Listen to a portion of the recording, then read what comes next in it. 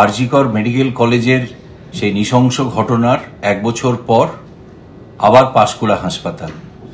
শিক্ষাক্ষেত্র, কর্মক্ষেত্র, কোথাও বাংলার মেয়েরা নিরাপদ নয়।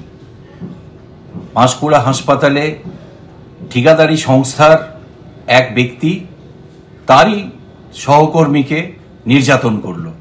এই ঠিকাদারি সংস্থা তার দায়িত্ব এড়াতে পারেন না, এবং আমরা জেনেছি এই ঠিকাদারি সংস্থা এসএসকেএম হাসপাতাল আমাদের রাজ্যের সবচেয়ে উৎকর্ষ হাসপাতাল, সেখানে এছাড়াও অনেক হাসপাতালে তাদের ব্যক্তিরা কাজ করেন। এই ঠিকাদারি সংস্থার মাথায় কার হাত আছে আমরা জানতে চাই। ঠিক,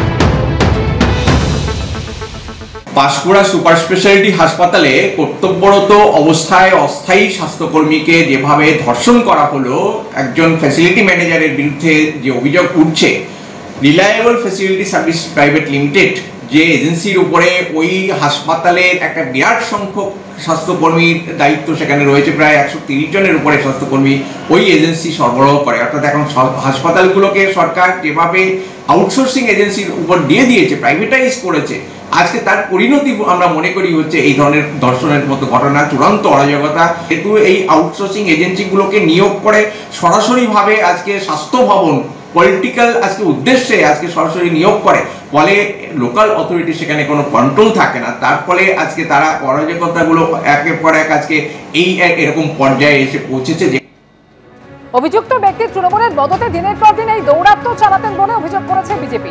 শুনবো শুভেন্দু অধিকারী ঠিক কি বলছেন ঘটনা প্রসঙ্গে।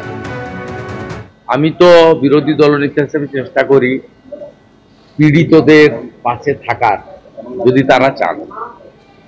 তো সেই চেষ্টার মধ্যে থাকবে, জানতে পারবেন। আমাদের লোকজন ওখানে যোগাযোগ রেখেছে, আমার সঙ্গে কথা হয়েছে। ওখানে সিন্টু সেনাপতির নেতৃত্বে থানায় বিক্ষোভ হয়েছে এবং পুলিশ গ্রেপ্তার করতে বাধ্য হয়েছে। সুপার প্রত্যেকটা বিষয় জানে, সুপারের তত্ত্বাবধানে হয়েছে। সুপার 157 নম্বর রুম, সেকেন্ড ফ্লোর না ফার্স্ট ফ্লোর দেখলাম না, সেই রুম দিয়ে রেখেছে এবং সেই রুমের মধ্যেই সমস্ত রকম অবৈধ কাজ, মধুচক্র থেকে শুরু করে ধর্ষণ থেকে শুরু করে যত রকম ডিলিং, কোন চাকরি কত টাকায় কে ডিপার্টমেন্টে যাবে, কার কিভাবে ডিউটি হবে, সব কিছু করতো। এবং সুপার কথা বলার মাধ্যমে বলে দিয়েছে যে আমার অ্যাডিশনাল দায়িত্ব বিএমএইচও আছে, আমি এখানে 3 মাস যাবৎ এখানে ঠিকঠাক সময় দিতে পারছি না। সে 3 মাস অলিখিতভাবে জাহির বাবুই এখানে সুপার ছিল। তো যার ফলে তার কাছে সুপ্রিম পাওয়ার, অলসো রাজ্য সরকারের রিপ্রেজেন্টেটিভ, তিনি তৃণমূলের নেতা। তো যার ফলে তিনি তার সমস্ত ক্ষমতাকে অপব্যবহার করে মা বোনদের ইজ্জত লুটেছে। আমাদের দাবি যে এই মামলা সিবিআই জাজ হোক